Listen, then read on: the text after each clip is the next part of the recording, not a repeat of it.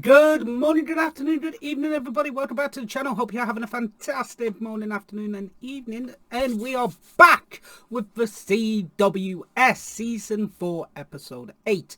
So today, we are going to be going back into the world of the old school WWE with... Well, we're going to be watching Vengeance 2002. I'm looking forward to this one.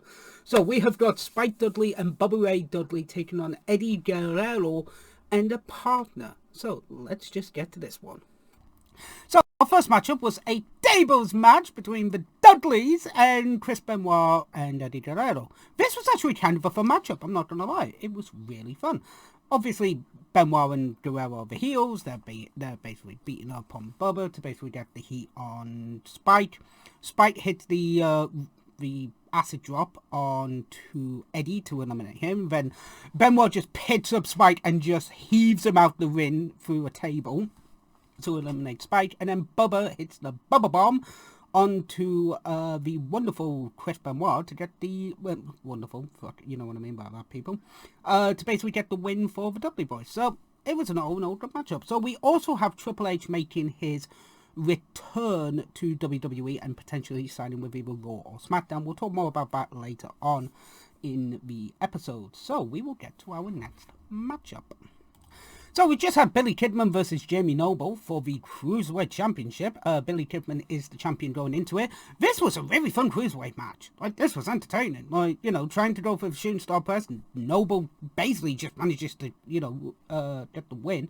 This was fun. Like, Jamie Noble's the new champion. It was entertaining, and Nydia, so Nydia is his girlfriend / manager at this time. He would come into some Money in Midcoat and all that debacle going into No Way Out 2002. So we have Kurt and Brock talking because Kurt is part of the triple threat match for the WWE Undisputed Championship between Undertaker, Rock and Kurt Angle. So this is getting interesting. Let us get to our next matchup of the evening.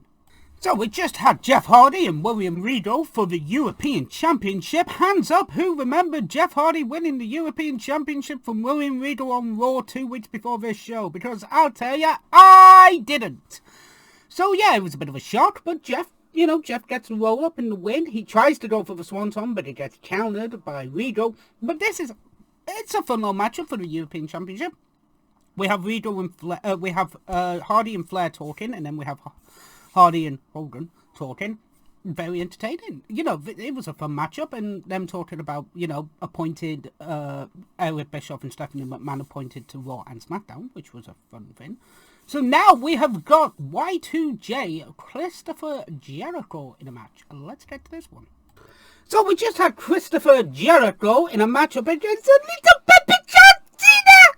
It's a Pepe John Cena! Oh, he's making his pay-per-view debut tonight at Vengeance 2002. I mean that jokingly, by the way, chat. Like, John Cena debuting at Vengeance? I forgot that he debuted on Vengeance. Like, we know he debuted on SmackDown with the Kurt Angle's Ruthless Aggression promo, but I forgot he faced Jericho in his debut pay-per-view match.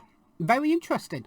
This was a fun little matchup. It was entertaining. Like, these two would have better matches in the future, but as a one-on-one first-time matchup on pay-per-view, it was good. Like, you know, John did his thing, and it was good. It was entertaining.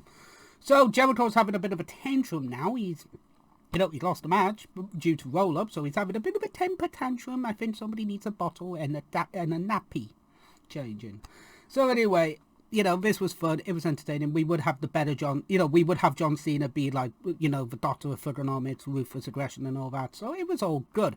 So now we have got Eric Bischoff waiting outside of the SmackDown General Manager's office, waiting for Triple H to come out. So, yeah. it's one of those things. So we are going to carry on and watch the show. Me, Brock Lesnar. Me take on RVD. Me use chair to get disqualified. That's pretty much what happened in this match. RVD versus Brock Lesnar for the Intercontinental Championship. Basically just ends up with him just destroying RVD and using a steel chair to basically get the DQ and then F5ing him at the end of the match. That is pretty much what happens in the match. It's a fun matchup. Like, it puts RVD over as a fighting champion. But Brock just fucking kills him. And, you know, obviously it's Brock Lesnar. He's going for the title at SummerSlam 2002, so, you know, makes sense. So, yeah, we then have Stephanie Bischoff and Triple H talking about who is he going to sign with. We all know who he's going to sign with, but we'll get to that segment in a moment.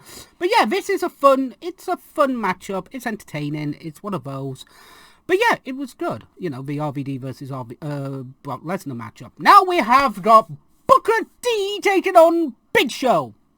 Random matchup activate. They fought at the last Raw.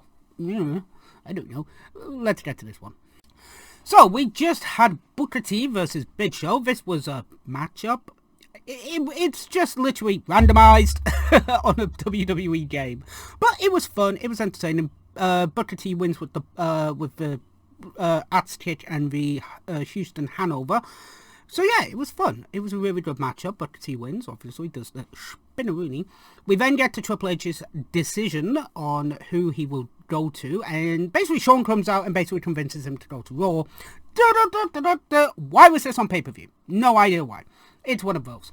So yeah, it was entertaining. They're going to be signing with DX and all that, but again, SummerSlam 2002 happens, and I really need to check if I've done SummerSlam 2002, because if I haven't, that would be a good one. So, let's get... Oh, and also, Steph slaps Bischoff. Fucking fun as hell.